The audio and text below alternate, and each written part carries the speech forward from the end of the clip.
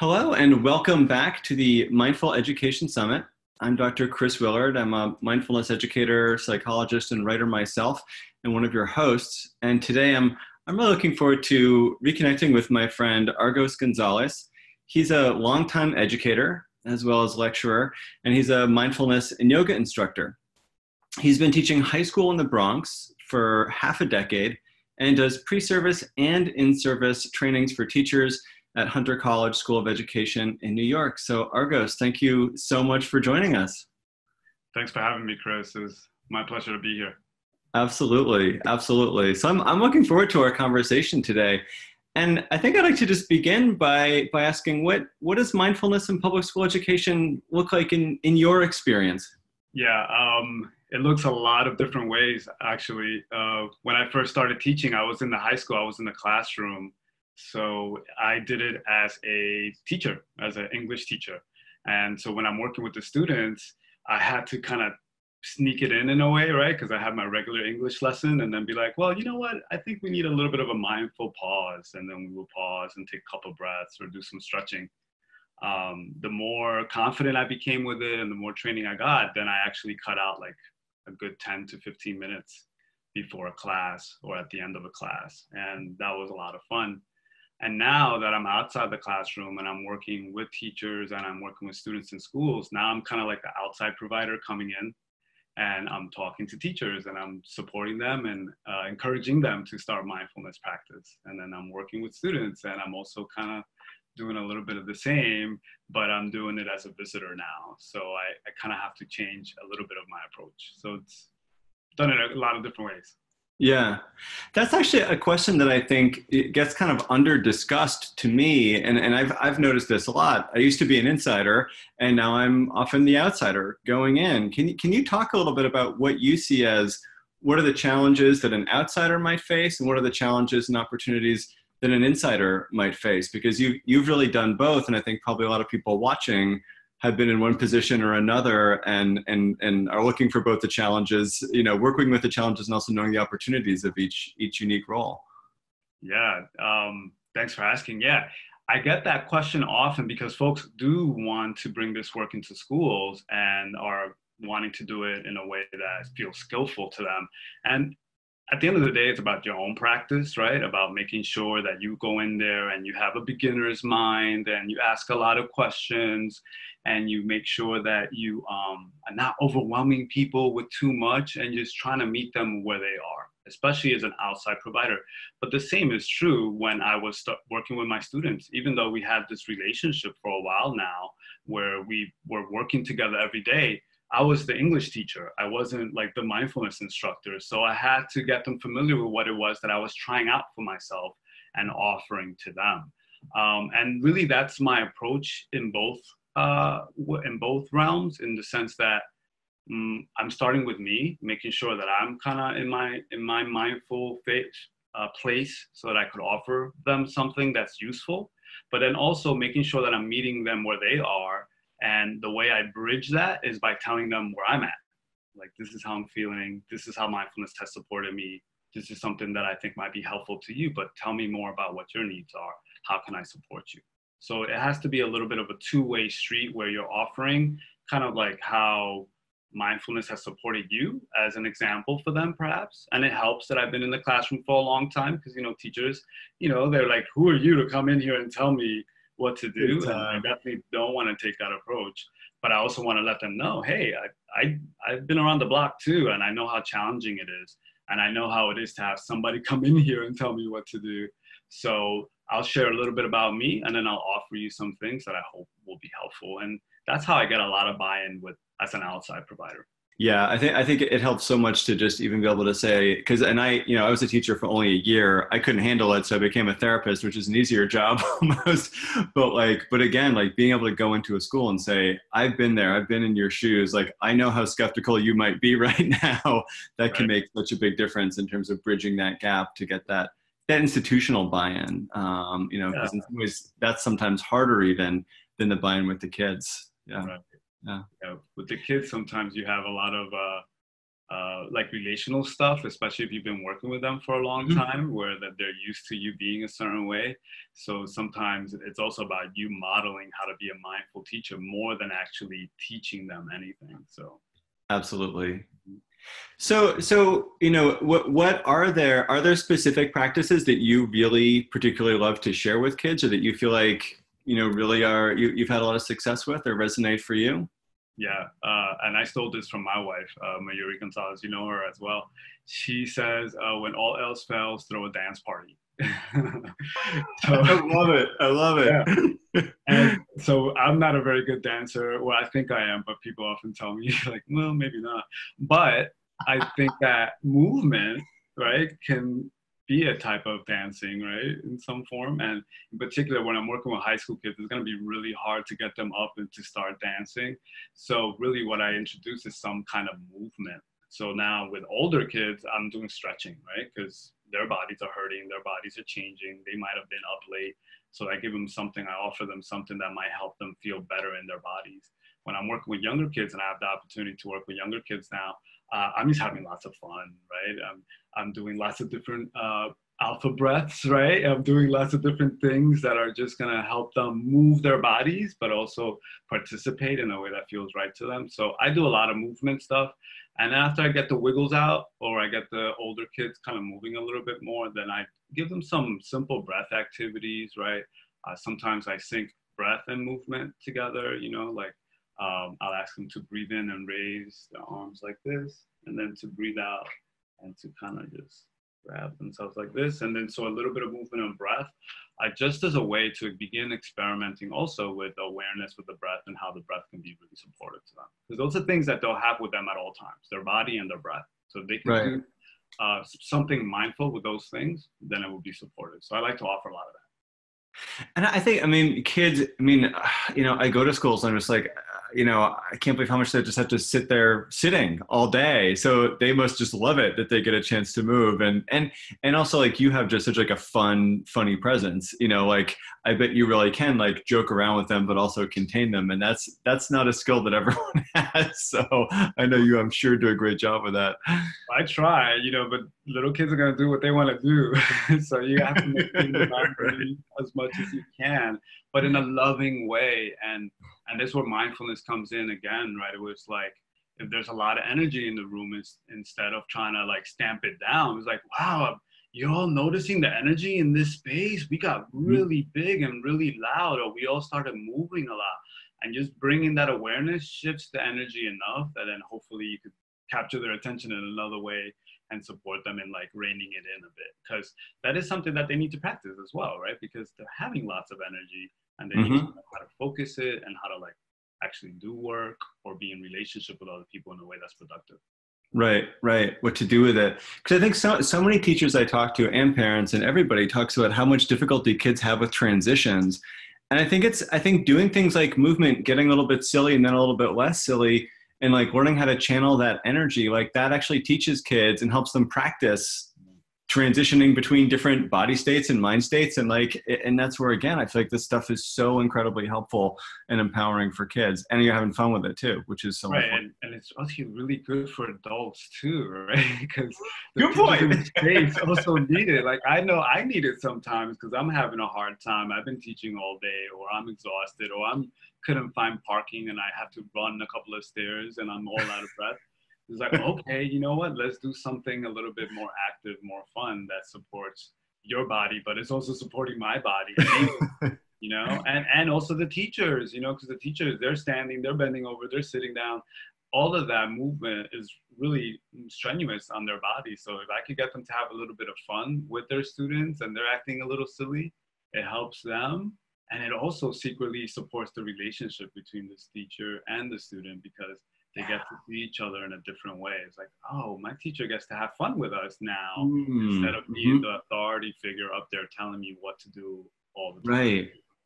And that's really modeling for the teachers that they can transition between different roles and kinds of relationships that they have with the kids, and giving them a chance to practice that too. Absolutely. Yeah. I stole all my best stuff from elementary school teachers. Right? They're doing it all the time. So I'm like, oh, cool. So we were talking about transitions. Like I learned a lot of awesome transitions because they Yeah. are used to having to do that kind of thing day in and day out. So a lot of teachers, I think just, I work with a lot of teachers at Hunter College as well, pre-service and in-service. They have all these great ideas, and then November comes and they're just kind of like trying to get by, and they forget about all these wonderful things that they have planned and that they actually do when they're feeling more rested. So sometimes it's just going in there and reminding them, remember that stuff that you used to do? Do it again. It'll be really great. I know you feel like you don't have time, especially around testing time, but that's actually going to buy you more time, and it's going to get you focused and more energized. So it's just a reminder, I feel sometimes. And the more stressed out we get, what we know in terms of the research is we're more stressed out. We forget all those great things that we learn in our in-services from Argos, so that we learned in graduate school. Like those go out the window, and we just resort to like the old, like, I'm just going to yell at the kids. I'm just going to, be more harsh, and forgetting that we've got all these other tools and ways of transitioning and using mindfulness and using movement. And yeah.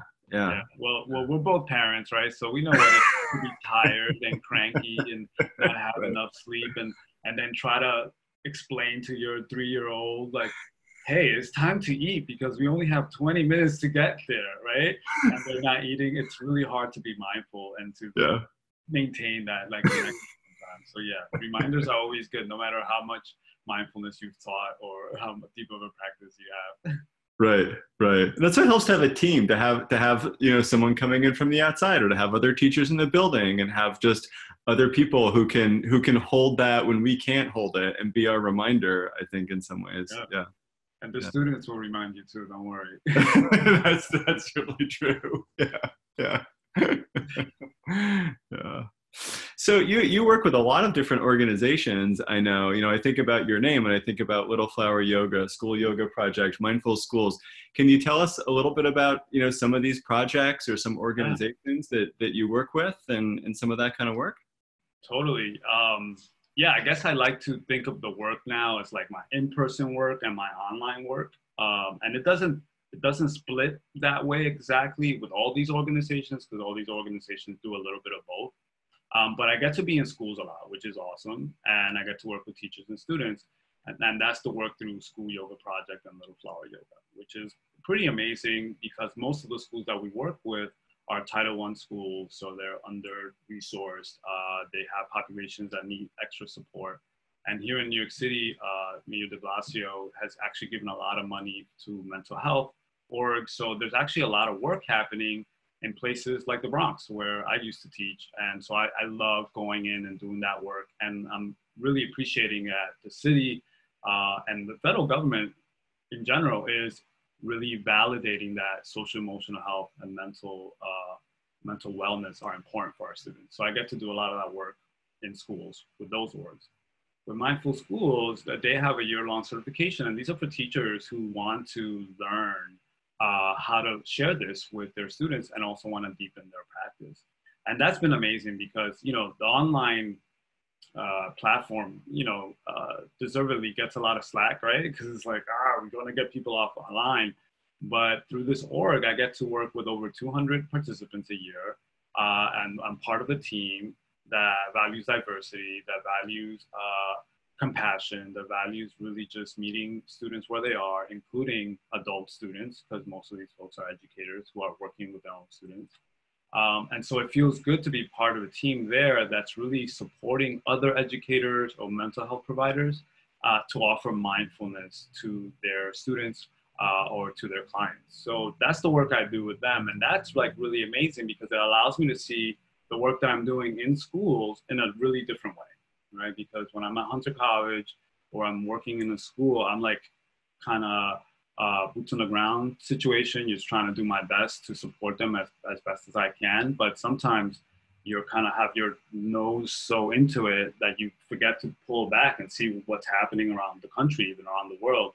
And Mindful Schools allows me to do that because we're working with folks from all over the country, from the world, who are interested in this. So then there's actually a really nice community of folks who are trying to figure out how to do this in a way that's accessible, inclusive, and respects like every student as whole, and not something that needs to be fixed, but actually just someone who needs a lot of reminders, right, and a lot of support. Yeah. So that's how I work with those orgs, and it's really fulfilling to be able to both do on the ground work, but then also do some work that is kind of trickling out into the rest of the world and the mindfulness and education community. Yeah, yeah, absolutely. And you mentioned a lot of your work in the Bronx, and certainly, you know, a lot of people probably coming out of Hunter College going into underfunded, underprivileged schools that are, you know, facing just so many systemic challenges, and then families that are facing systemic challenges, racism, bigotry, poverty, trauma, you know, all, you know, so many, you know, adverse childhood experiences as you and I talk about. Can you talk a little bit to the audience about how do you make programs culturally responsive and make them really relevant to the kinds of kids that you're working with in a huge place like New York City, as well as, you know, again, the world is a culturally diverse place. How do we do that? Because that's, I think, a really important question that we need to be looking at. Whew. Well, that's a big question that I'm not sure I'll be able to that's simple. Like, you just give me one sentence answer, right? That's easy. Yeah. And I guess maybe I'll start with what's awesome is that mindfulness supports the work, right? So it's like this inner work. You know, Rhonda McGee just wrote a book, Inner Work of Racial Justice, right? And her premise is that it begins with what's happening in here, getting to know ourselves first, right? So in all these orgs and at Hunter College and in New York City, like, it's a stated mission to have diverse, inclusive equity practices, right? So there are people who are committed. And I know I work in a very lucky context because not all orgs are that committed. But even in these orgs that are committed and want to do this work, those systemic changes, those systemic issues make it really hard to create systemic change. So in order to do that big work, we have to begin first with our personal work, and then of course build out into the relational work. So a lot of the work that I'm doing with my wife now as well is supporting communities in doing that collaborative work, in doing that relational work. We do it in Mindful Schools, we do it at Hunter College, and I do it in every class that I go into. I try, even with just having community agreements, right? Like letting them know that I'm really interested in disrupting the normal power dynamics, even in a small way, even by just bringing awareness into this moment, even though everything right now is making us want to rush and to move quickly because there's not enough time, because there's not enough money. Well, all of those things are parts of the systems of oppression. So if we could just bring awareness into this moment, we stop that momentum, and that makes a difference. Now, a lot more work obviously needs to get done. But if we could just begin to drop in and begin to notice what's happening here, noticing what's happening to the person in front of us, the person that we're working with, the students that we're working with, that goes a long way into creating more culturally responsive, safer spaces. And another thing that I'll ask that I'll say that it's really, really simple is just asking questions, right? Like sometimes it's just like, hey, what's going on here? I don't understand. I want to know more. And that is not usually the way things go, especially in the classroom, right? Where it's like the teacher has to be the authority, the person that knows it all. So even just doing that disrupts a power dynamic that allows students to see a different way of being and allows them to work, to practice at working at making choices and having agency, right? So even just disrupting that and asking questions is a way to really bring more culture responsive work into spaces. Obviously, there's a lot more that needs to get done. That's just kind of like the tip of it. But if you're curious and just learning how to do it, begin with the practice, ask lots of questions. And then obviously there's lots of great books out there. There's lots of, it's like really in the world now where folks are bringing these topics up. Like corporations are beginning to think about diversity and equity. Magazines are beginning to think about representation. So it's in the air.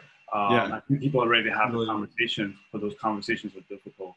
And that's a whole other part of it too, right? Because then once you've had the practice, once you've asked the questions, now let's have the communication, let's have the conversation. And that's when things really get interesting, right? Because all these things are going to come out that might land in a way that you didn't intend, but do create harm. And then how do you walk back from that? And then again, that's where mindfulness comes in, because mindfulness is building the capacity for us to be with discomfort, to be able to communicate in loving and caring ways. So to me, it always comes back to mindfulness as well. Yeah. Yeah.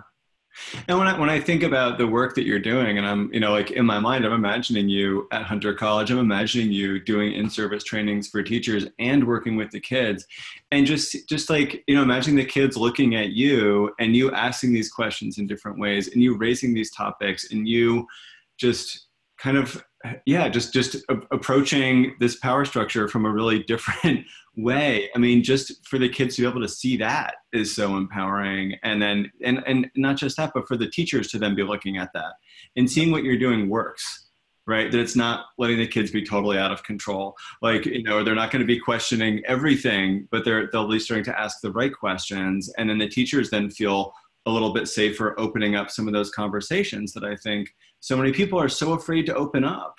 But when we can start to model that to the kids and to the other educators, I think that's just so powerful for really creating that systemic change. And then the teachers do that in front of each other, and then in front of their administrators, and then in front of the school board and the politicians. And, again, it's not all going to change overnight, but I think this is a time when there is, among certain quarters, a lot more openness to this than there has been. And I think I'm feeling more optimistic.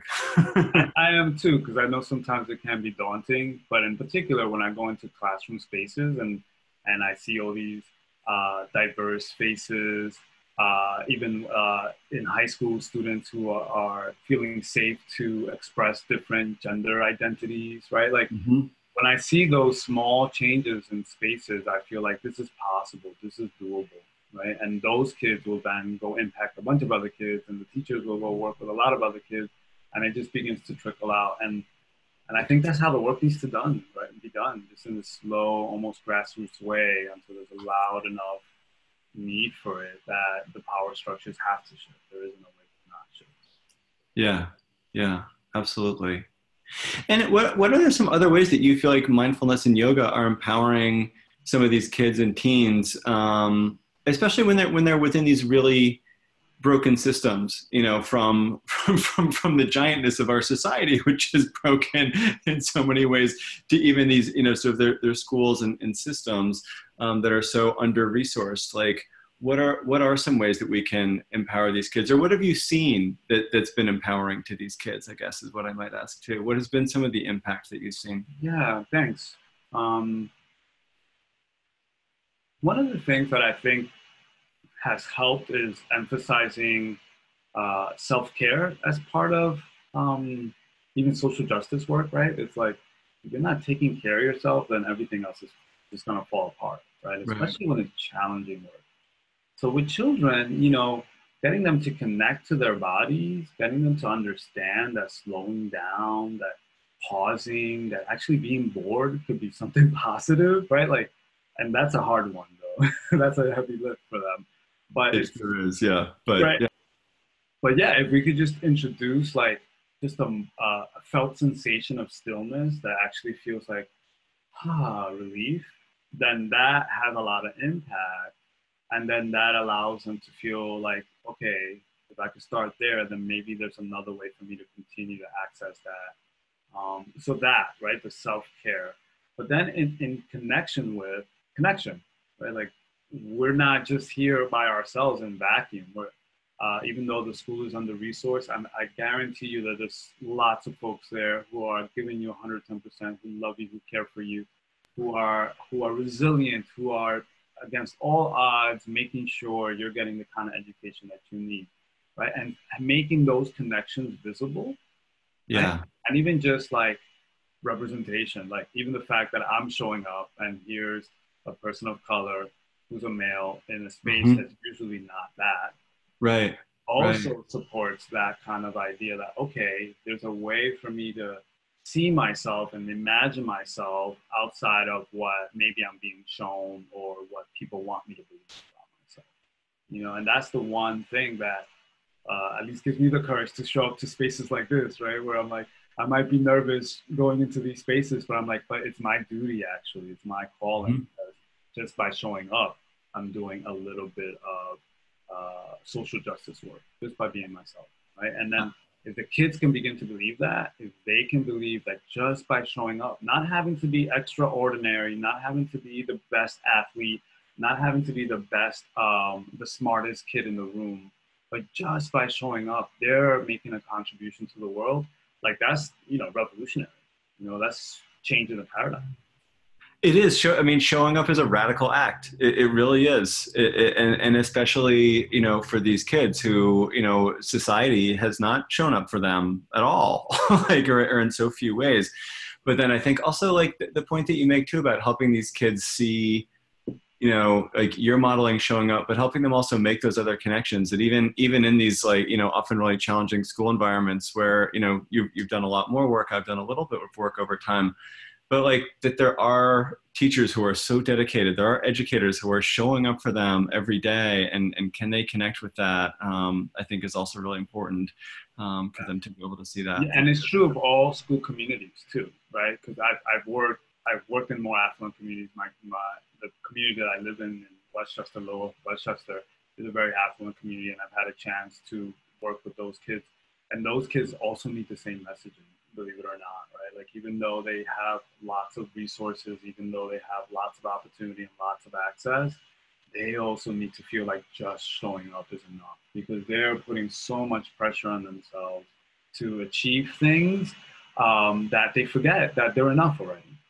And then that pressure sometimes is destabilizing, and also makes it harder for them to then be able to see outside of that, so that then they can see other folks who don't have the opportunities, who don't have the resources that they have. Since they're so caught up in just trying to achieve, they're not able to see how or imagine how other children who don't even have those opportunities are also struggling, are also having a hard time. So in all these ways, mindfulness can help us all just show up in a way that honors like our best self, right? That honors our inherent need to be with each other, and an inherent ability to love and be compassionate with one another, right? Right. And helps us then practice those skills too. Yeah. So yeah. Showing up and doing those things supports it.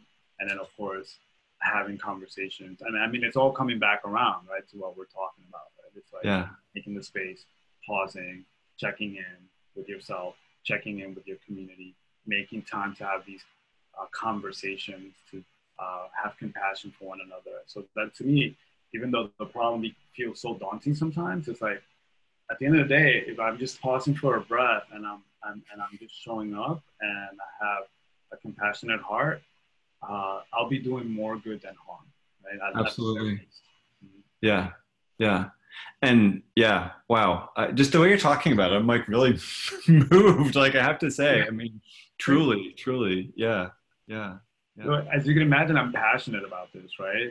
Because as I was growing up, I didn't have as many folks that looked like me in positions of power that were actually doing this kind of work, right? And there were lots of hurdles for people of color to actually do this kind of work. And I've had a lot of folks who opened doors for me and supported me so that I could be where I am, even here on this interview. So I definitely am passionate about turning around and doing that and making these loving communities that support each other. But it's going to take a lot of courage. It's going to take a lot of mindfulness. It's going to take a lot of inner work. And a lot of self-care, as you said too. Yeah.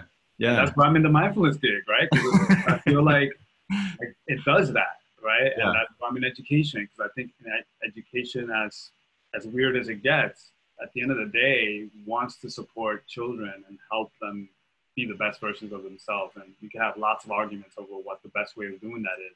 But that intention met with mindfulness and compassion, I think, is the key to like just changing, showing up in the world right now. Yeah. Beautiful. So what advice do you have for other educators involved in this work, getting started in this work? I think some people watching are really new to this. Other people have been doing this for a while. But what words of wisdom would you share to people that are starting out or maybe struggling to get moving in this work? In a way, the most advanced practices are the most basic, right? So like learning where your community is, your community of practice, returning to the breath, mindfulness, like all that stuff. Like that, I have to say those things first, right? Because that's how I continue to grow and continue to deepen my practice. And when I think back to when I first started, that's how I started as well, by having conversations with people who I respected, like you, by being parts of a community who are doing this kind of work. So I think the homework would be for me is to like find these orgs that are doing this kind of work. And we mentioned some of them here, right? The Mindfulness Ed Summit is a great place to begin to learn about folks who are doing this kind of work. Mindful Schools has courses for folks who are just beginning to learn what mindfulness is, and also courses for teachers who want to bring this into the world or into the classroom. Little Flower Yoga School Yoga Project as well. Like they also have trainings for teachers, and they're also going into schools. So if you're interested in this, invite us into our school, or invite a professional in your area who's already doing this work. Because that's the other good thing about having these kind of conversations, is that there is a growing community of mindful educators and mindful clinicians who are doing this work out there. So sometimes it's just doing a little bit of research, going on Google, finding out who's doing what. And I could give you a list of books too. I'm sure you can, right? But at the end of the day, it's like find someone that you gravitate to and find a way to just get started with adding more laws into your life. Well, I think what you said about community is so important, because it's like, it's so hard to do this stuff alone. And I think probably for some people watching it, they may be the only person in their town or their county or their state, but they probably feel like it. And yet, there is such a growing, huge community around this, and multiple communities around this kind of work. And the other thing that often surprises me working in districts is, like I'll go in and I feel like a lot of my work is introducing people to each other. It's sort of like, oh, who in the audience is doing this? And they're like, oh, I didn't know you were doing that at the elementary school down the street. And I'm like, you guys need to talk. And helping people really build community for themselves, that they can, because this stuff only grows when we do this in community. And I think that's such an important message. It's not just about self-care, it's about community care, community connection, and growing that, because that's how this is really going to grow, is when we're not all reinventing the wheel individually, but we can work together. Yeah. And you're naming it, coming back to showing up, right? It's just like showing up in community, showing up in a way that honors your best intentions, and also knowing that it's going to be messy, right? Because sometimes that's the thing that doesn't allow community to take hold. It's like our idea that it has to be perfect the first try, And I think we both know that it never works out that way. And it definitely is super messy, especially your first try. I think some of it is also scaling back our expectations of it having to be perfect. Right. That's often when I do a workshop, I'll often have people not talk about their biggest failure, but I'll say, like, talk about some of your biggest, or talk about a challenge that you've faced in doing this work, or a lesson that didn't work, because I think it's important for everyone to know that, like, we all kind of fall on our face, like, certainly when we're starting, and starting with our practice, or certainly starting to teach, and we just got to get up and keep going. And that's that self-care and self-compassion. It's like, all right, this didn't work, I still love you, keep going, right? Like, lifting each other up, right? And that's why it's so important for us to be in community, having these kind of conversations. Yeah. All right. So lastly, how do you feel about leading us in a practice? Oh, I would love it. Put you on the spot. So I invite you to sit in a way or stand in a way that feels comfortable to you, that feels alert but relaxed. And to begin to settle into your body. Perhaps settling into your breath.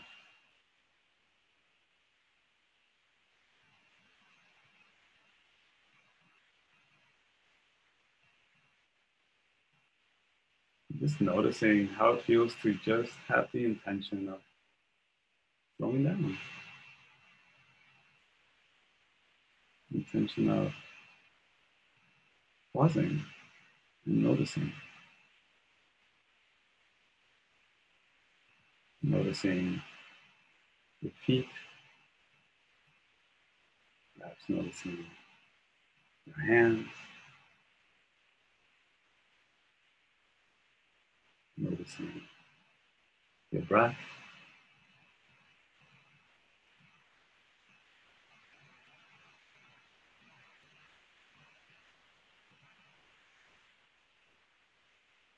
Just being with whatever is there.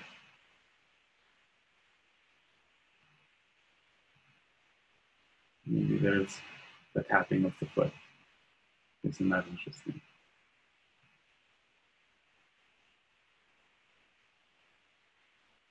Maybe there's a rhythm to your breath.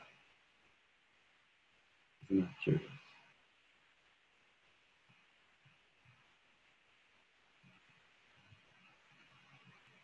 Maybe there's a lot of mental activity. And that's okay.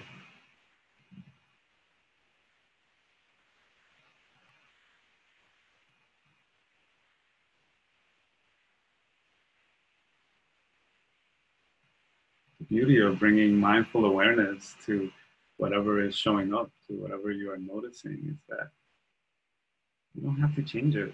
You just have to notice it, even if it's just for a split second.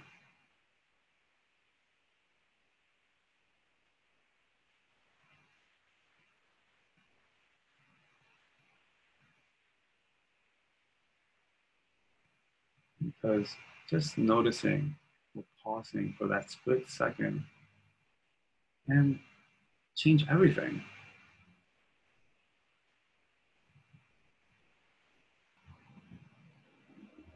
Change how you're feeling, change how you're seeing things.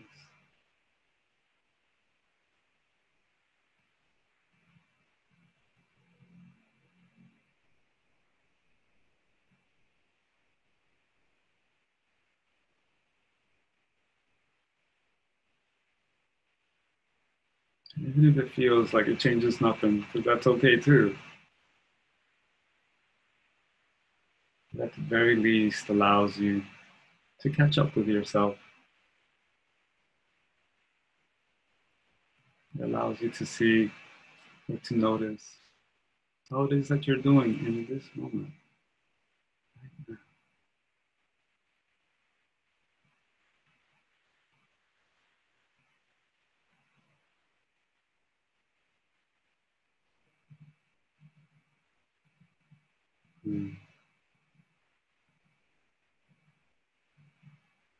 Before we close this short sit, I invite you to perhaps place a hand on your chest and a hand on your belly. Hold yourself gently.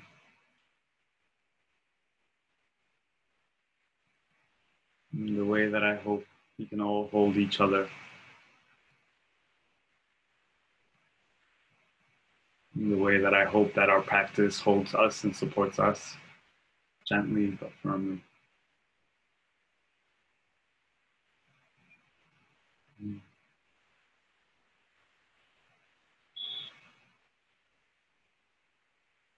And then perhaps taking a deep breath, and letting out a sigh, and opening your eyes. Thank you so much for your practice and for the privilege of allowing me to guide it. Thank you so much.